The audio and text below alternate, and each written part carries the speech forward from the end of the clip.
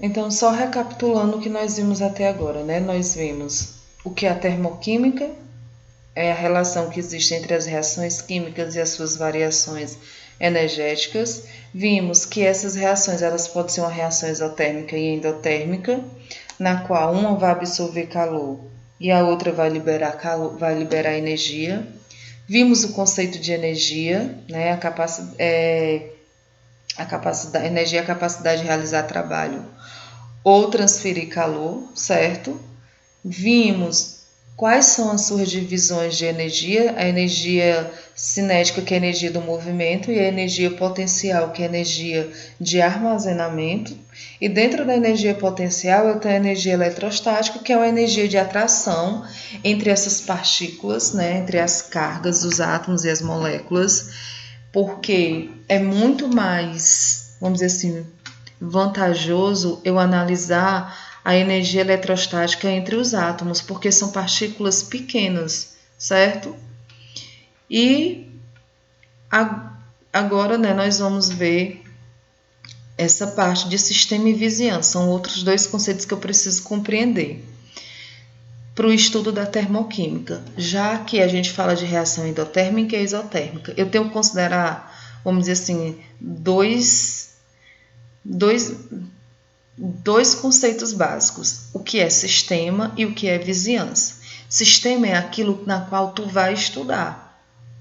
Então, falando novamente aqui de água, eu quero estudar a molécula de água, as moléculas de água, como é que elas estão interagindo entre si. Então, a água, nesse caso, vai ser o teu sistema. E tudo aquilo que está ao redor dessa água vai ser a vizinhança, tá? E sistema e vizinhança, elas ficam constantemente trocando energia, trocando trabalho. Quando a gente fala reação endotérmica e exotérmica, é justamente isso. Quem absorve energia do sistema, quem libera energia para o sistema, quem absorve da vizinhança, quem libera para a vizinhança, certo? E aí, esse sistema ele pode ser de três formas. Eu posso ter um sistema aberto, um sistema fechado e um sistema isolado. O sistema aberto é aquele, né? Aqui a setinha amarela representa matéria e a vermelha representa energia. É aquele na qual eu vou ter tanto a troca de matéria e energia com a minha vizinhança, certo? Então eu vou estar fornecendo tanto a energia para ela como matéria para a minha vizinhança. O sistema fechado, eu só troco energia, eu não perco mais matéria. Um exemplo, quando você tem uma garrafinha com água fechada, certo? Ali você não vai estar trocando matéria, a quantidade de água não vai mudar, mas a energia dela vai mudar, dependendo do horário, do clima, né? Ela vai mudar sim, né? Do tempo, na verdade, não clima, mas do tempo ela vai mudar, ok?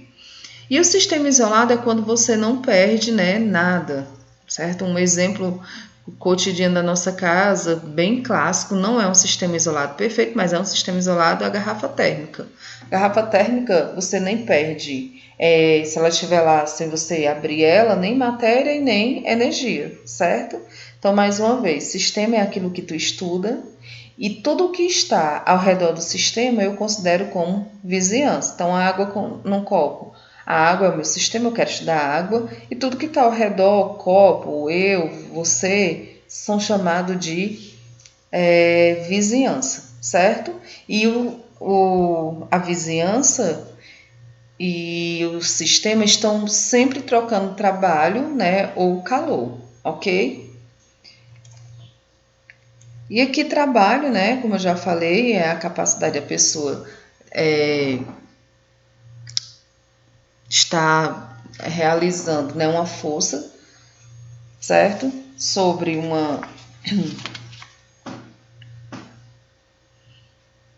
a energia que a pessoa vai utilizar para com que um objeto ele se mova, né? Que eu tenho força vezes deslocamento.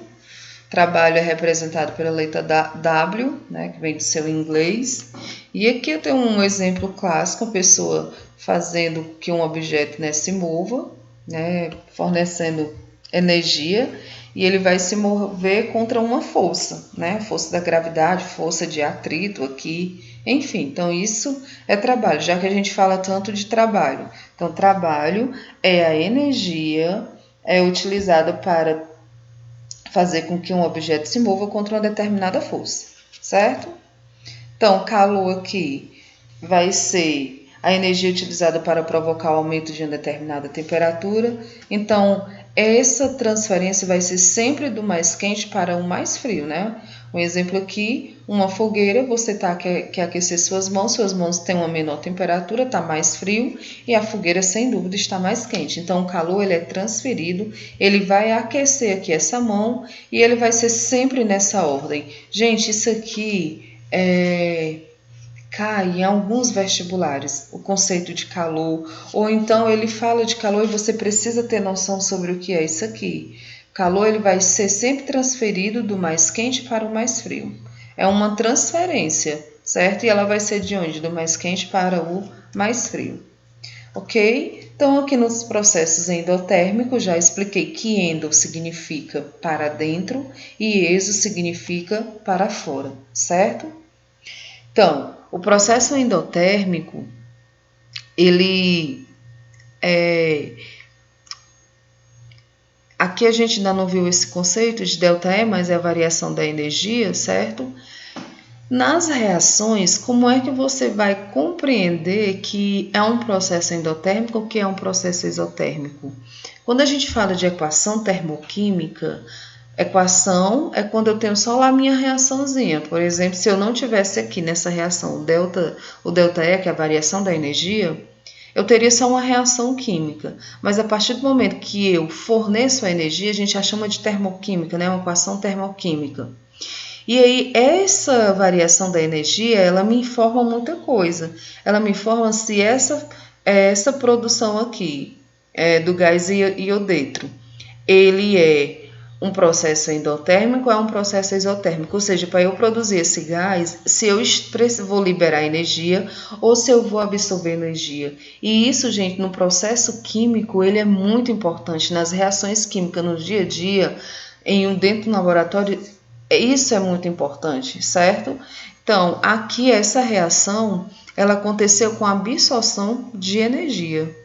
Porque o sinal positivo, ela representa isso nas equações. E aí, numa variação no processo endotérmico de uma energia endotérmica, a energia final ela vai ser sempre maior do que a energia inicial, certo?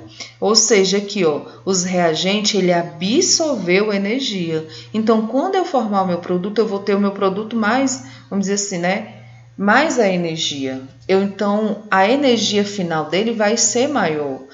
Vamos de novo comparar a água. No início eu tenho água no estado sólido, certo? Quando a água vai para o seu estado líquido, né? Se bem que aí não tem uma reação química, é uma transformação física, porque a matéria é a mesma, só mudou a transformação física, o seu estado físico, mas pegue como exemplo, a água no estado sólido tem uma menor energia, a água no estado líquido tem uma maior energia. Então, se eu for considerar a água no estado líquido como o meu final, lembrando, não é uma reação química, é uma transformação física, mas só para pegar aqui como analogia, a água ela vai ter no estado líquido uma energia maior do que a água no estado sólido, tá? Então, no final disso aqui, a variação dessa energia ela vai ser positiva. Então, sempre que você vê esse ΔH e o valor ele for positivo, a reação ela é uma reação endotérmica.